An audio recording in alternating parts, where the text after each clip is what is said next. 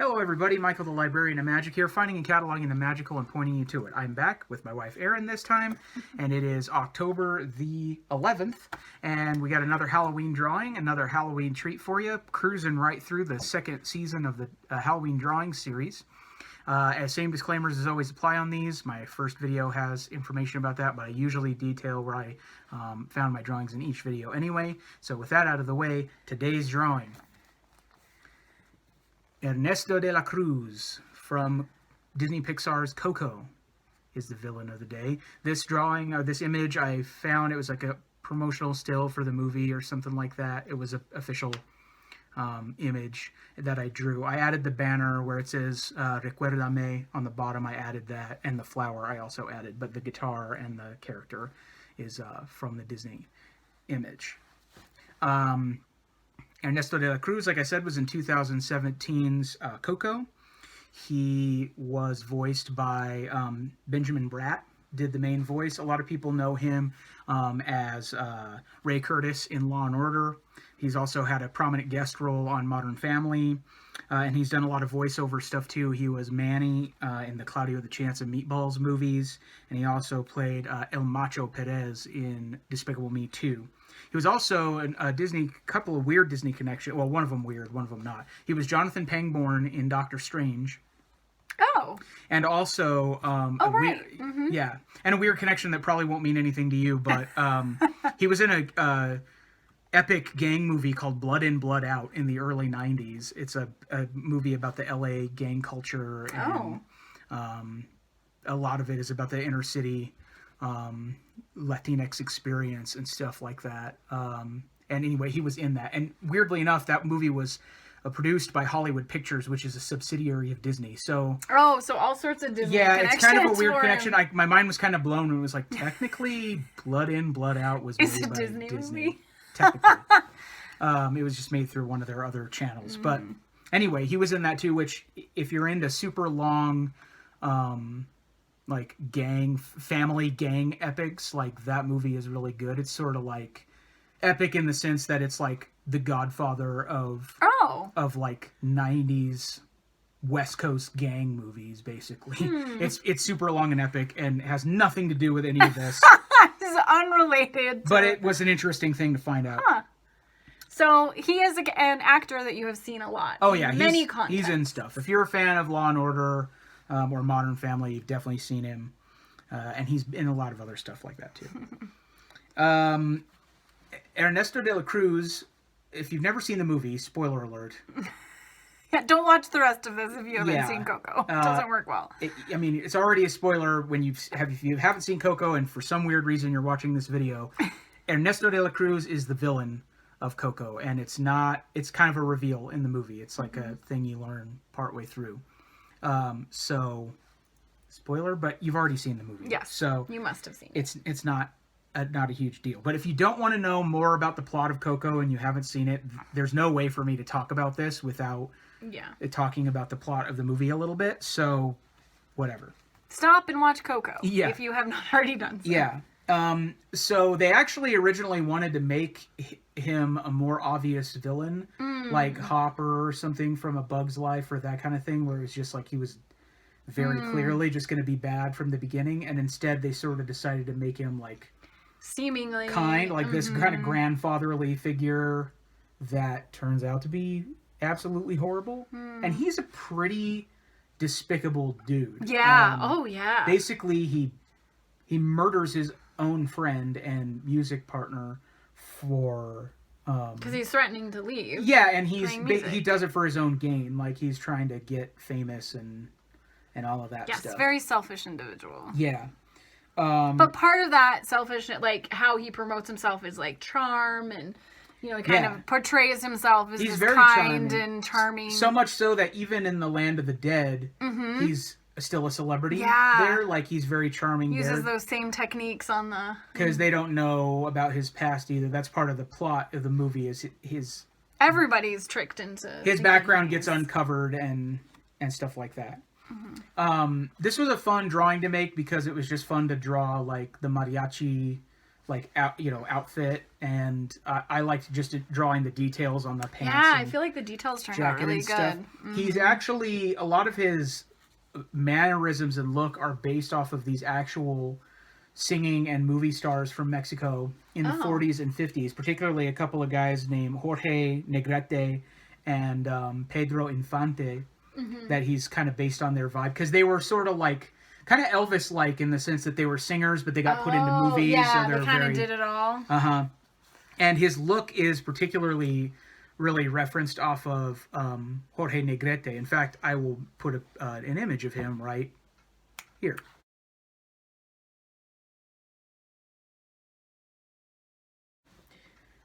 So yeah, that was magical. Yeah, right. And so his appearance is sort of based on that. He is the only Pixar villain, and maybe the only Disney animated villain I can think of, who is already dead.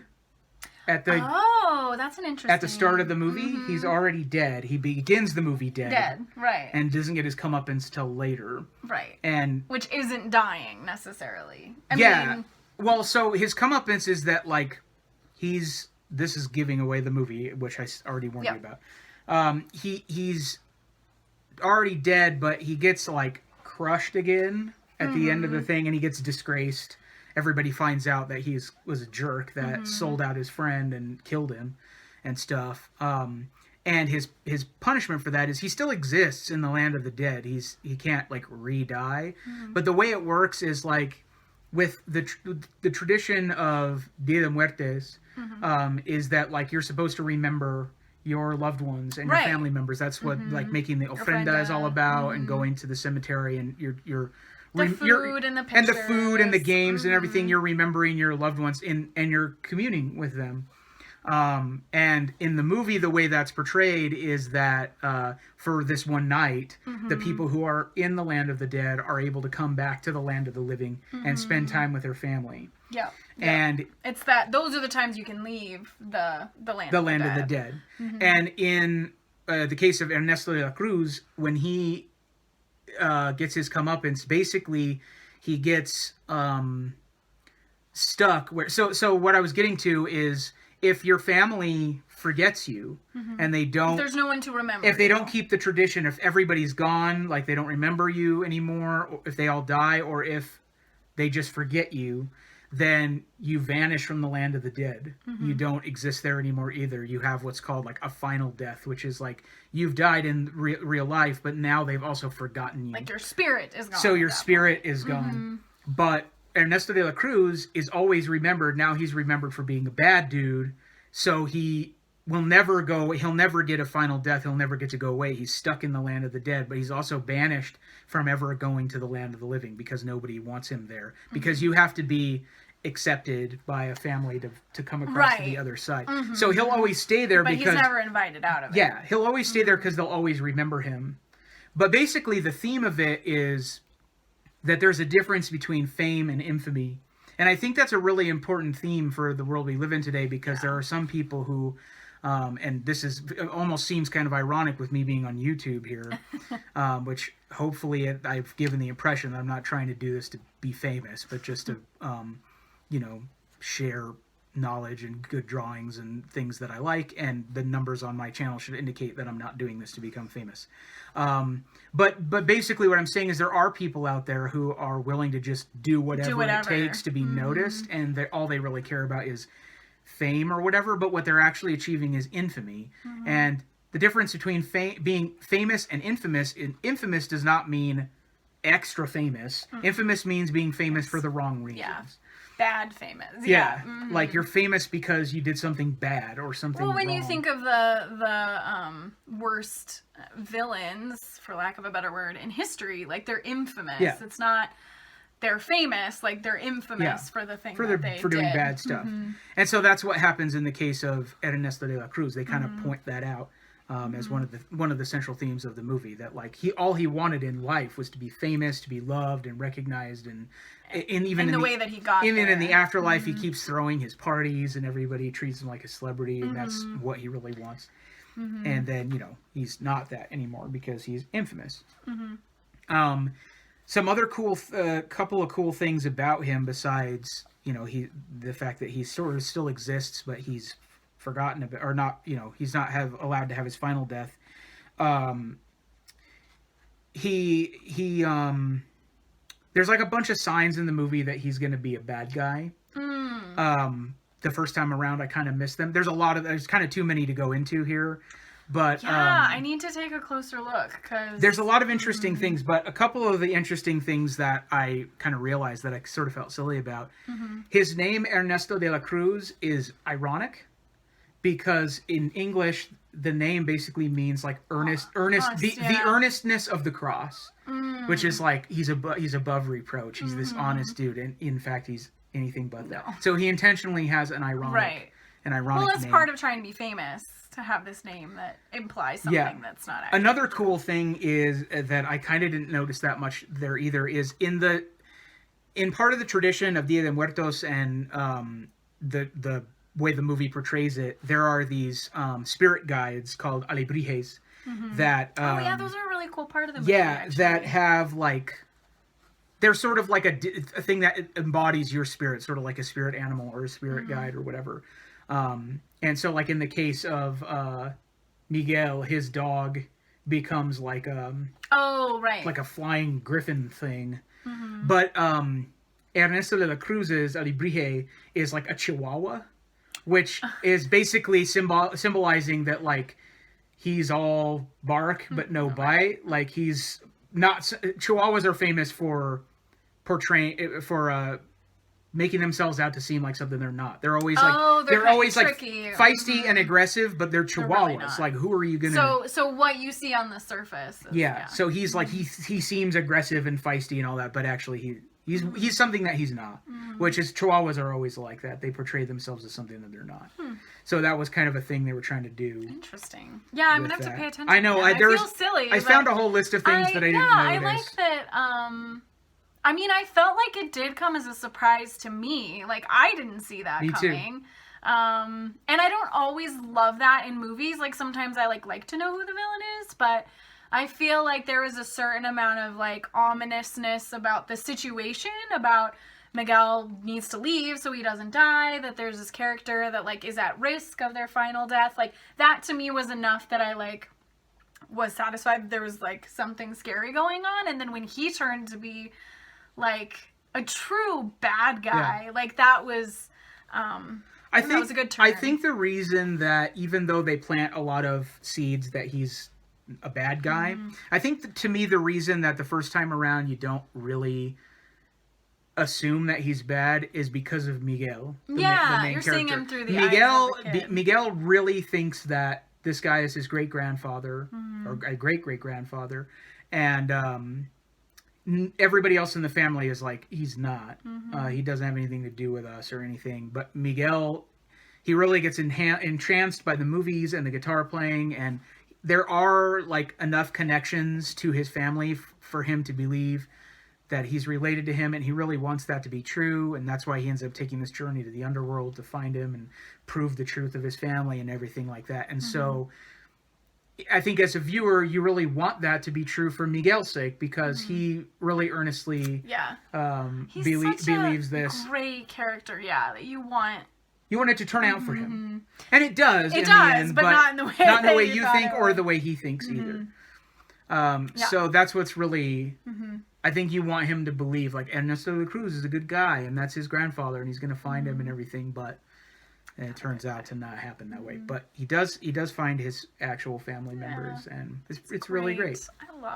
I really love that movie. Yeah, me too. So I don't feel like because it's newer. I just haven't seen it a lot, but I just remember when we first saw it at the theater, it just being really impactful, and it was really cool to see on a big screen because of the color. It's really colorful. It's really like when he first goes into the land of the dead, like it is this gorgeous scene with all these colors, and so I remember seeing it on the big screen. I don't feel like that's the way it is for all animation, that like you need a big screen, but that was a cool moment to have seen it in the theater. It's almost like the scene where Dorothy steps into Oz in The Wizard of Oz. It does. There's a similarity when Miguel steps into the land of the dead, and it's just like and I love how beautiful. that And then this was something, actually, if you ever read The Halloween Tree, which we did recently, that there's just this very special viewpoint on death that happens because of Dia de los Muertos. And how, like, the land of the dead isn't necessarily a bad thing or a bad place. And people who are gone, like, can stay with you in some capacity. Yep. And I think in a more Western culture, I would say that's definitely not a viewpoint that we take. So I think, like, the colorfulness, the beauty, the positivity that is the land of the dead. It's not a morbid holiday. Exactly. It's a not celebration. Like, the Scythe and the Grim Reaper and all of those things that have, to me personally, have a role and a place in understanding death. But it's like a big party because you're inviting your family members that have passed on to come. And they got to go to a really cool place. To come back and spend time with you for a day. And it's like a really... Yeah, I think it's really special. I think it's a great perspective on Halloween to look at it as, it's very special unique. Input. It's really special. Yeah. So that's pretty much about De La Cruz, some of the stuff I found. Another thing to add before being done with this is there's another guy named... did I write his name down? I should have.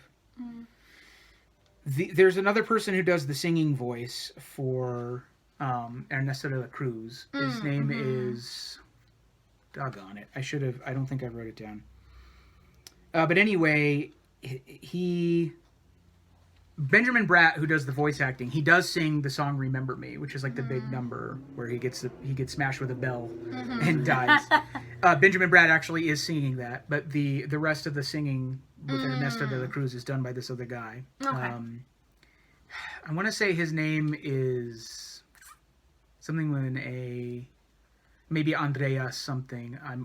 I'm sorry, it's slipping my mind. I wish I had written that down, but he's basically a Hollywood music type. He's a voice acting coach, and he also has been in the music department on a lot of movies like Jurassic World and Real Steel and a bunch of other stuff. He's been in choirs and doing the singing side of stuff and coaching people on songs and stuff, and he got to do a lot of the singing. Nice. And in fact, if you want to see him featured, as well as Benjamin Bratt and all the other people from the movie, a good thing for that is there was a thing of Coco in concert that they filmed check that out on Disney at the Hollywood Bowl. It's on Disney Plus, and it has all the songs from the movie and all the performers and artists. And then they added some additional traditional stuff. It's pretty There's cool. a lot of cool traditional dancing and stuff some additional songs that they added to it. So if you kind of want to see the music, but also with a little bit of Dia de los Muertos flavor. Bonus.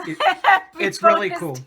That's a fun thing to watch for this time of year. So I think it's just called Coco in Concert or something. Right. And I'm pretty sure they have a version on Disney Plus in Spanish and in English. There's two different ones, I think.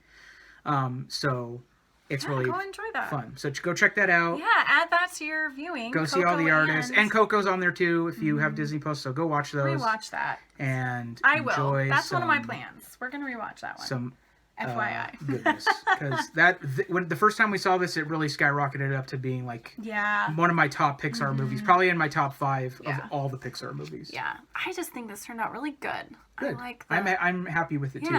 This one was a bit of a challenge, as you can guess. Yeah, I could tell it probably took a lot more time than some other things. But it was really fun to make. And I'm glad I could be on this and talk about Coco, because I love Coco. Anything else you want to say about Coco? Not besides the colorful colors. Except the thing that I love it. Yeah, and it just I think the thing that usually they get me sooner at Pixar with the tears, but the end of this one was where it. Oh my god, I'm tearing up right now. I thought I was going to escape without shedding a tear, and boy, was I ever wrong. Oh my goodness. And I work with older adults in my professional life, and so, I have a gal that her family calls her Grandma Coco, and so, woo, when I watch it again, it's going to be... Grandma Coco in the movie is her grandma. Exactly like my grandma. Oh my gosh, totally like grandma. So, rest her soul. So, yeah. It's a special movie that has a special place in my heart for that reason, but also just because it's really good. It's really good. Yeah. Go check it out. Enjoy. Have a fun Halloween treat. Have a couple tissues with you, and I hope the drawing inspired you to watch the movie and very cool. Enjoy some Halloween treats. Thanks for watching. Thank you. I'll be back tomorrow with another one of these, and until then, bye-bye. Bye.